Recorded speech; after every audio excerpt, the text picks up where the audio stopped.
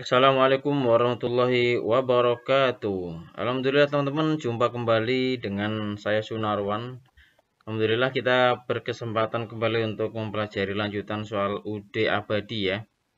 Pada video kali ini kita akan membahas laporan posisi keuangan atau neraca ya.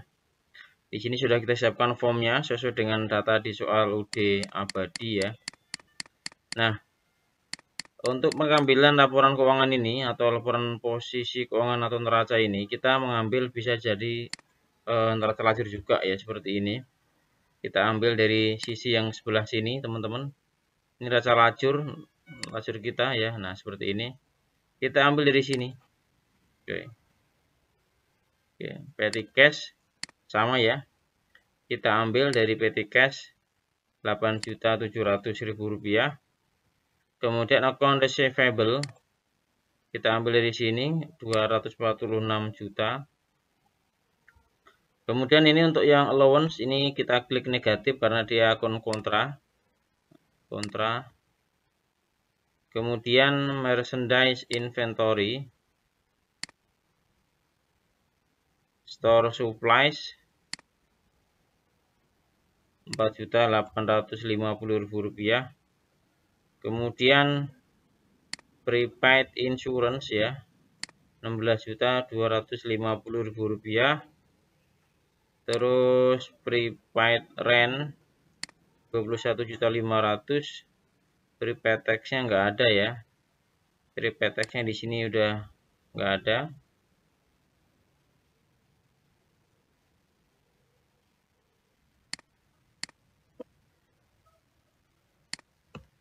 Kemudian total current asetnya adalah 1.785.410.000 rupiah. Kemudian peralatan 22 juta rupiah. Terus akumulasi peralatan ini kita klik negatif ya. Dia akun kontra 17.200.000 rupiah. Sehingga nilai real dari aset tetap adalah 4.800.000. Total aset lancar dan tidak lancar sebesar 1.790.210.000 rupiah. Kemudian di sisi kanan dari hutang dulu, accounts payable ya. Account payable-nya kita masukkan dari sini sebesar 318 ya. Kemudian expense payable ya 3.550. Income tax payable 3.505. PPN payable 32. Oke, kemudian bank permata loan-nya 150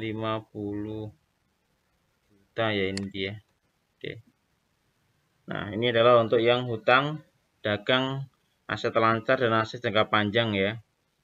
Kemudian capitalnya ini kita ambilkan dari sini ekuitas ya, yang sudah berubah yaitu capital awal ditambah net income, kemudian dikurangi dengan ini. Ya, jadi kita ambil ini sama dengan totalnya 1.790.210.000 rupiah. Baik, kita lanjutkan ya. Kali ini saya tampilkan face saya. Semoga nggak apa-apa ya. Di sini kita akan membahas cash flow report ya untuk UD abadi. Metodenya langsung ya, karena di soalnya menggunakan metode langsung. Seperti kita ketahui teman-teman, ada 3 aktivitas dalam mengerjakan arus kas, yaitu operasi, kemudian aktivitas investasi, dan juga pendanaan atau pembiayaan ya kan. Ada 3 bagian. Nah, di sini metodenya langsung, jadi kita mengambil data-data dari jurnal ya. Meskipun secara PSAK ini harusnya pakai neraca komparatif, tapi yang di sini yang dikerjakan hanya mengambil arus kas berdasarkan jurnal saja. Jadi belum sesuai dengan standar PSAK. Ini sudah kita petakan ya. Yang pertama aktivitas operasi. Jadi nanti kita akan mengambil dari jurnal-jurnal terkait kas, di antaranya jurnal penerimaan kas ya, cash receipt journal. Ini ada kas-kas yang terkait. Kemudian jurnal pengeluaran kas ya, cash payment journal, ada kas-kas yang keluar dari sini, dan juga dari petty cash ya. dari PT Cash Journal. Oke, kita mulai dari yang pertama dulu ya. Sekali lagi ada 3 jurnal yang kita gunakan, yaitu yang terkait dengan kas ya di sini ya, yang dari soal ini. Oke, saya geser ke sini biar gampang ngelingnya ya. Baik, kita pertama dari aktivitas operasi. Arus kas operasi ini yang berkaitan dengan plus minus atas aktivitas perusahaan secara kontinu ya. Jadi aktivitas real. Pertama dari penerimaan piutang. Penerimaan piutang kita ambil dari sini ya. Jadi ini kan kasnya ada 4 nih, ada 4 dari 15, 17, 20 dan 20 juga. Ada penambahan sebesar ini 905 160.000 rupiah. Oke. Kemudian penambahan lain tidak ada di sini, hanya dari ini, dari penerimaan dari piutang saja untuk operasional. Kemudian yang berikutnya pengurangan. Pertama ini sudah saya petakan adalah terkait dengan pembayaran utang dagang. Jadi kas kita kepakai untuk bayar utang dagang.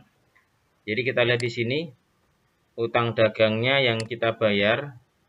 Ini ya, pertama ada Gunung Kawi, ada Gunung Bromo. Ini kita tambahkan ya. Jadi kita tambahkan dulu utang dagang 1 Gunung Kawi. Ya, ditambah dengan ini dengan Bromo Asri ya. Hanya 2 saja di sini. Totalnya 434 juta rupiah. Terus pembayaran utang biaya. Oke, kita kasih warna merah dulu ya biar lebih jelas, atau warna kuning. Yang sudah kita input ya. Ini sudah kita input berarti.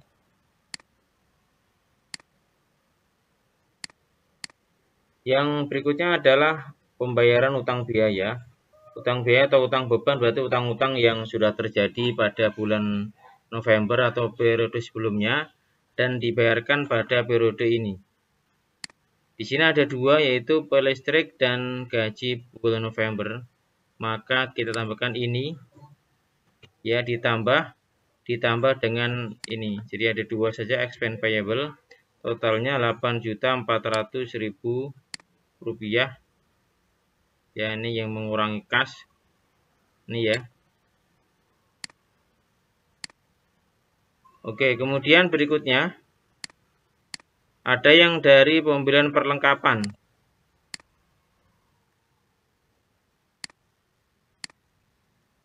Pembelian perlengkapan ini kita ambil dari sini. Ini dia pembelian perlengkapan, totalnya 1.300.000 rupiah. Ini sama ini ya, langsung saja kita pilih ini 1.300.000 rupiah. Oke, kita kasih warna kuning dulu biar ketahuan sudah kita input. Oke. Jadi sudah kita ambil, PT Cash sudah, tinggal beberapa yang belum ini. Oke, berikutnya adalah yang sudah kita petakan. Penerimaan piutang ya ini. Kita total dulu ya. Kita total dulu.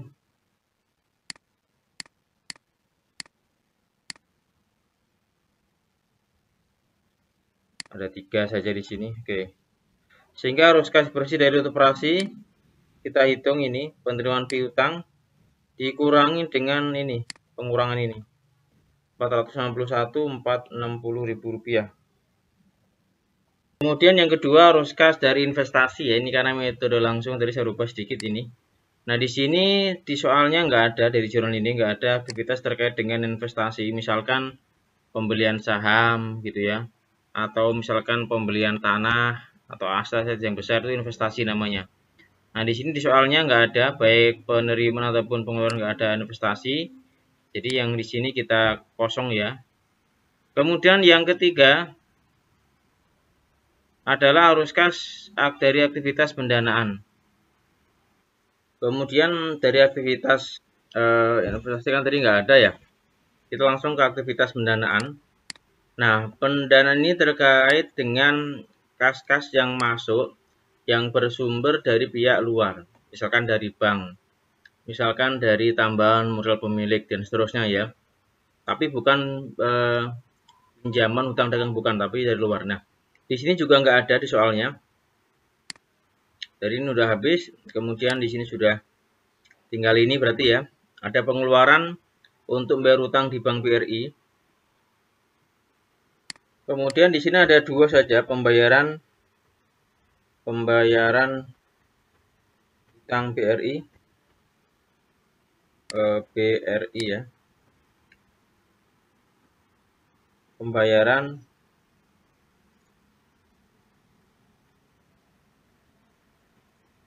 beban bunga. Nah, kita lihat dari mana asalnya, dari sini ya. Dari dua ini, yaitu 150 juta dan juga 14 juta rupiah seperti ini. Oke, kita total dulu. 150 juta ditambah 14 juta ya. Sama dengan 164 ini ya, sudah kita ambil juga, berarti sudah termasuk semuanya. Nah, tinggal kita kurangkan dari atas ya. Penambahan kas atau pengurangan kas di sini 461 juta ini kita kurangkan dengan ini.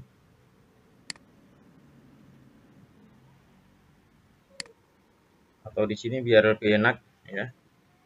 Ini ditambah ini. Oke. Sehingga 461 dikurangi dengan 164. Oke, 297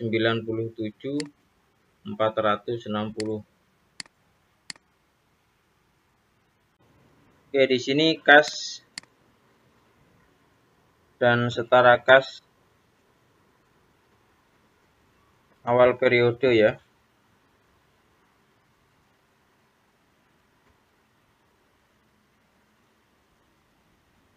Kita ambilkan datanya dari data awal ya. Bisa dari sini. Berarti ini ditambah dengan petty cash. Oke.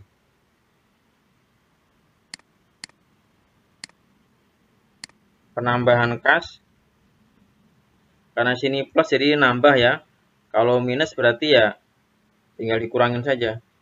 297.460. Oke. Kas dan setara kas akhir periode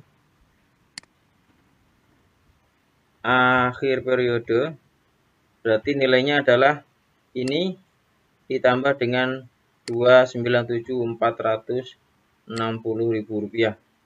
Totalnya adalah 1.135.960. Oke, kita cek ya. Kita cek ya. Ini kan ini hasilnya. Kita cek apakah betul. Kita cek dari laporan neraca ya. Laporan neraca atau lacur juga boleh. Ini ditambah dengan petty cash ya. Hasilnya sama ya, 1.135.960.000 rupiah. Ya, saya kira ini cukup sederhana ya. Tapi sekali lagi ini metode langsung dan dia hanya mengambil data dari jurnal. Harusnya kalau lengkap secara PSAK harus pakai mengkomparasi dari dua neraca 2 tahun berturut-turut ya, 2 periode. Tapi di sini soalnya juga nggak ada. Terima kasih, semoga manfaat. Assalamualaikum warahmatullahi wabarakatuh.